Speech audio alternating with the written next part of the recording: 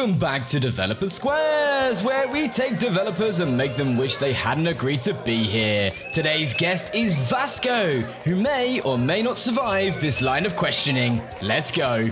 I'm Vasco, I'm a marketing artist. I produce artwork for Ascendant. I make some of the key art, screenshots, and images used for socials and for other marketing purposes. So Vasco, how do you make a game look equally exciting in a single still image compared to gameplay footage where the action naturally speaks for itself? Good question, Elliot.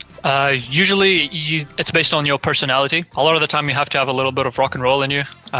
You have to understand what you're trying to achieve with the image, and usually if you like hot girls, explosions and big guns on an image, you'll usually try to cram that in. Making the image very kinetic and as dynamic as possible will usually make it exciting enough that it will hopefully match the energy from in-game. To draw something that's dynamic, it takes a lot of practice. You have to learn about poses, you have to know about blurs and smears and lines of action, but those are some very rough principles on how you can achieve a dynamic artwork that will hopefully grab everyone's attention. When working on Ascendant, what have you been most excited to work on? With the addition of more outfits, because it started with the leather jacket with the roots/vines on the back.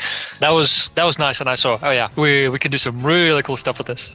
Introducing the BioPunk elements. It was crazy cool. Have you ever worked on a piece of marketing art and thought, this is so cool, I wish it was in the actual game? How do you restrain your creativity to match the game's reality? I don't think so. I think I try to stay pretty faithful to the game, using mostly in-game assets. However, sometimes you can go ham with the effects and let's say some of the character proportions.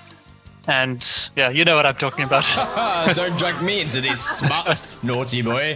In order to make it a bit more fantastic. But to give the team some credit, most of the assets that I use, like I said, are already in-game, and I just try to show them in the best light, which usually is more than enough to make a great picture.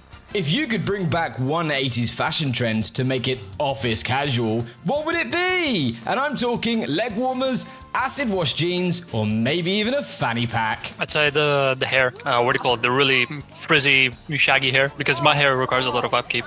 It's unfortunately very curly. So if I can just come to the office with a small afro and no one will bat an eye or comment on it, that'd be incredible. Which colleague at Ascendant would most likely hoard neon-coloured leg warmers and wear them unapologetically to the gym? That's you, Elliot. That's you. You would. Look at your office space. I might have seen you wear those once or twice in a meeting. And also with the music you listen to. Are you kidding me? The cheesiest 80s songs. You would absolutely wear neon leg warmers. Hot pink. Pink and proud, my friend. Pink and proud. If Ascendant had a company talent show, which colleague would definitely perform an 80s power ballad with way too much emotion? It might be Benny, because Benny has a great taste in music, very hardcore, but at the same time, he's got that soft side to him. Yeah, I've seen how he talks to Chris. They do certainly make a cute designer couple. It's bonus round time. Explain to the folks at home what Ascendant is in 10 seconds. Go! Oh, that's a shame because I immediately forgot what I was going to say. Ascendant is fast, brutal, very rock and roll. Everyone's hot and gets violent and chaotic very, very quickly. It's great and you'll always be in for a surprise.